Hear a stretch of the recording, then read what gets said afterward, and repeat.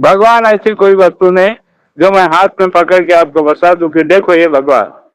ऐसी कोई वस्तु नहीं, सिर्फ मन मानव और नर और नारियों का ईमान भगवान। यदि ईमान भ्रष्ट है, भगवान भ्रष्ट है। चाहे इस मार्ग के लोग हो या ना हो, तब भी ईमान है तो भगवान है। यदि ईमान भ्रष्ट है तो भगवान है।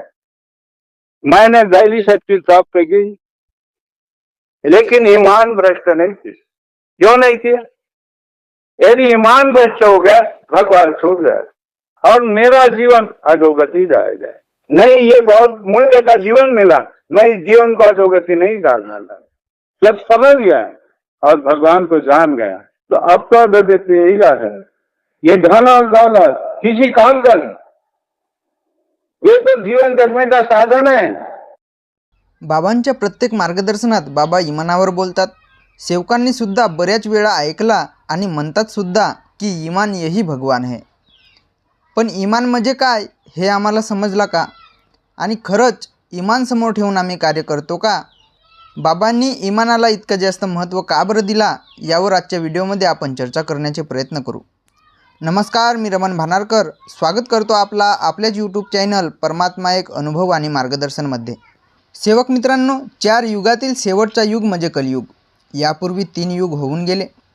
परमेश्वरांनी ज्या युगात जी गोष्ट हवी होती ती गोष्ट निर्माण केली किंवा ती गोष्ट निर्माण करण्याकरिता तसे व्यक्ती तयार केले। म्हणजे मानले जाते की सतयुगात सत्यावरच भर देण्यात आला। सत्य हा प्रथम गुण होता आणि सतयुग हा सर्वात शुद्ध युग होता। त्यात सत्य, प्रामाणिकता, मनाची शुद्धता, देवभक्ती आणि तपश्चर्या होती। पण नंतर जसजसा युग परिवर्तन होत गेला तसतसा मानवात अशुद्धता निर्माण होत गेली। नंतर त्रेतायुग आला। त्रेतायुगात मर्यादेवरच भर देण्यात आला आणि मर्यादेचे महत्त्व समजवण्याकरिता मर्यादा पुरुषोत्तम श्री रामाचा जन्म झाला। म्हणून मर्यादेला त्रेतायुगातील प्रथम गुण मानले जाते।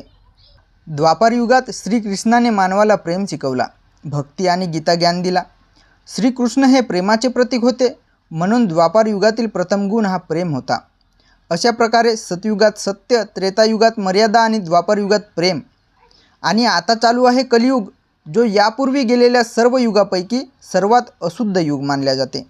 तर या युगात काय गरजेचं आहे आणि ते तयार करण्याकरिता परमेश्वराने कोणाला तयार केला? तर यावर माझे विचार आहेत की परमेश्वराने महान त्यागी बाबा जुमदेवजींना तयार केला। बाबा हे परमेश्वर रूपी मानव होते, ज्यांनी या कलियुगात मानवाकरिता सत्य, मर्यादा, प्रेम हे परमेश्वरी गुण दिलेच, परंतु या कलियुगात मानवाला परमेश्वराच्या जवळ राहायचं असेल तर इमान टिकवून ठेवला पाहिजे, हे महान त्यागी बाबा जुमदेवजींनी मानवाला शिकवलं आहे। सतयुगातील प्रथम गुण सत्य, त्रेतायुगातील मर्यादा, द्वापार युगातील प्रेम, तर कलियुगातील इमान हाच प्रथम गुण आहे। हे चांगल्या पद्धतीने समजण्याकरिता आपण सुरुवातीपासून सुरुवात करू। बाबांनी 41 दिवसाची विधी करून हनुमानजीची प्राप्ती केली। नंतर लोकांचे तीर्थफुकांनी दुःख दूर करू लागले, पण शांताबाईच्या अंगातील भूत निघत नव्हते। तेव्हा बाबांनी खूप प्रयत्न केले आणि त्रस्त होऊन कोणत्याही देवी देवताला मानणार नाही अशी प्रतिज्ञा केली, आणि त्यावेळी त्या बाईच्या अंगातील भूत निघाले। हनुमानजीच्या मार्गदर्शनाने बाबांनी 5 हवन घडवून 6व्या दिवशी देहभान अवस्थेत बाबांना संपूर्ण देवी देवतांनी दर्शन दिले। शेवटी एका परमेश्वराने दर्शन दिले आणि बाबांच्या मुखातून असे शब्द निघाले की मैं सबका एक भगवान हूँ, सेवक तू मुझे कहाँ ढूंढ रहा है? मैं 24 घंटे तेरे पास हूँ, जो क्षण में तुझसे छूट जाऊंगा तेरा शरीर मृत हो जाएगा। तेव्हा बाबांना खऱ्या परमेश्वराची ओळख झाली। काही वेळाने पुन्हा त्यांच्या मुखातून असे शब्द निघाले की सेवक मैं भगवान हूँ, तू मानव है। मैं जानता हूँ मानव यह बेईमान है, उनमें से तू एक मानव है। भले ही तूने मुझे प्राप्त किया, मैं भगवान हूँ, मैं मानव पर कदापि विश्वास नहीं करता। हे शब्द बाबांच्या कानी पडले तेव्हा बाबा खूप विचारमग्न झाले। भगवंतांनी मला बेईमान म्हटले असे बाबांना सारखे वाटू लागले। त्यांनी खूप वेळ विचार केला आणि त्याचे उत्तर शोधू लागले। भगवंतांनी मानवाला बेईमान म्हटले, मानवावर विश्वास करीत नाही असे म्हटले, तर भगवंत मानवावर विश्वास कसा करेल? तर जेव्हा मानव बेईमानीला दूर ठेवून आपल्या जीवनात इमान राखून ठेवेल तर भगवंत मानवावर विश्वास करेल। त्यावेळी बाबांना त्याचे उत्तर सापडले की इमान हाच भगवान आहे। असे समजून बाबांनी भगवंताजवळ प्रतिज्ञा केली की हे भगवान, मैं जीवन में ईमान रखूँगा और सत्य सेवा करूँगा ऐसा आपको सत्य वचन देता हूँ। यावरून असे लक्षात येते की बाबांनी इमान या शब्दावर परमेश्वराला उभा केला. प्रत्येक मानवाला इमान हाच भगवान आहे असे सांगितला. आपल्या मार्गात या आत्मबोलाला खूप महत्त्व आहे. नवीन मार्गात येणाऱ्या सेवकाला हा स्टिकर दिला जाते. नियमावलीत हा स्टिकर आहे.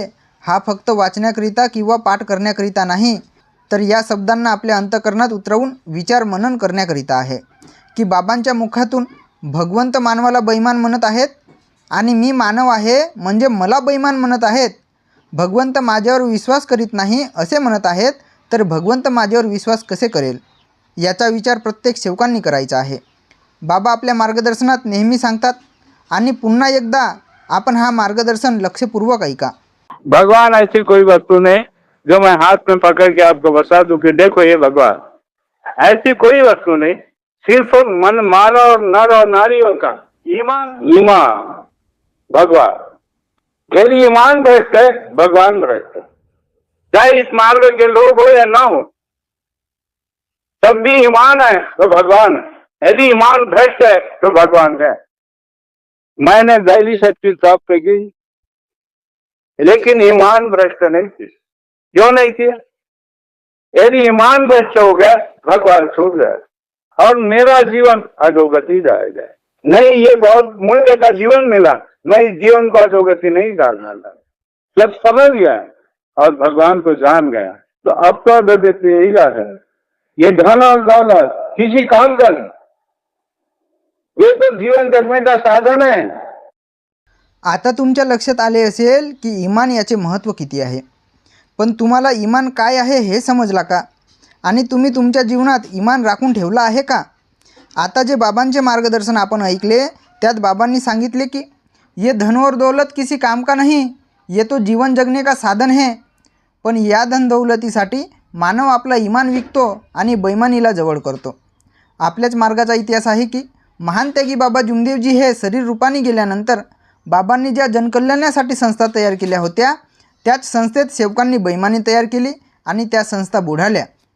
जे सेवक बाबानंतर मंडळ म्हणत होते ते मानासन्मानाच्या धनाच्या स्वार्थासाठी इमान बाजूला ठेवून मंडळाच्या विरोधात त्यांनी स्वतःच्या संस्था तयार केल्या. आज या मार्गात सेवक सेवकांचीच फसवणूक करीत आहे असे दिसत आहे. मार्गात आल्यानंतर दुःख दूर झाल्यानंतर आज सेवक फक्त विनंती प्रार्थनेपुरताच मर्यादित आहे. त्यांचे विचार जसेचे तसेच आहेत, त्याला बाकीच्या गोष्टीशी काही लेनदेन नाही. नावापुरता मार्गात राहून काही अर्थ नाही.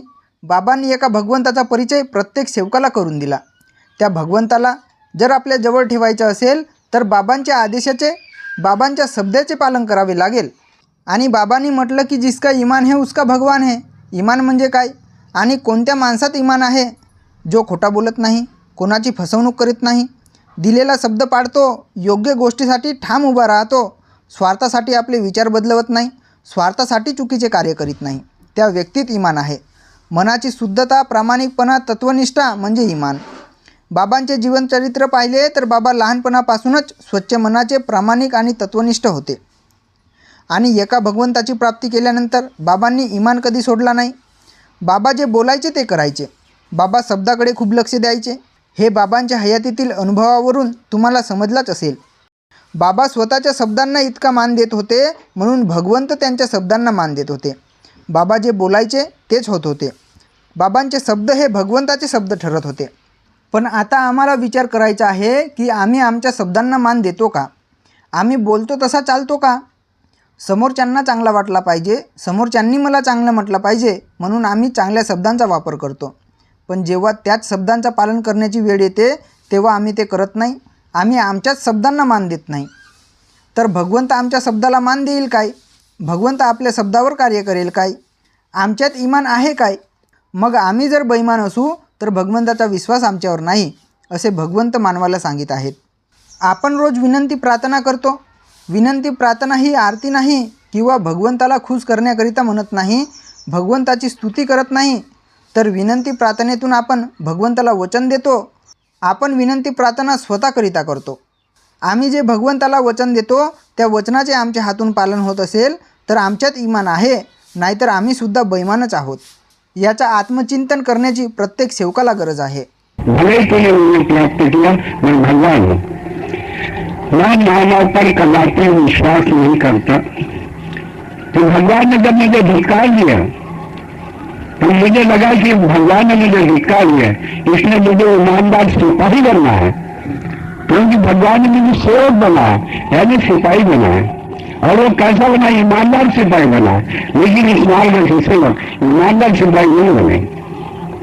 मुझे लगता है ईमानदार सिपाही नहीं बने, लेकिन आज जागरूक कृपा है, ये ध्यान में रखें, ये ध्यान में रखिए। इस मार्ग के लोग या अपने खून से लिख कर रखें। यदि नैतिकता बिगड़ गई इस मार्ग की तो कहीं ठिकाना नहीं लगेगा, कई सेवकों का ठिकाना नहीं लगेगा। फिर से शैतान इसका सवाल होगा कि कहीं ठिकाना नहीं लगेगा। जैसा कहीं ठिकाना लगाने और इस मार्ग पर आने के बाद ही लोगों को ठिकाना लगा।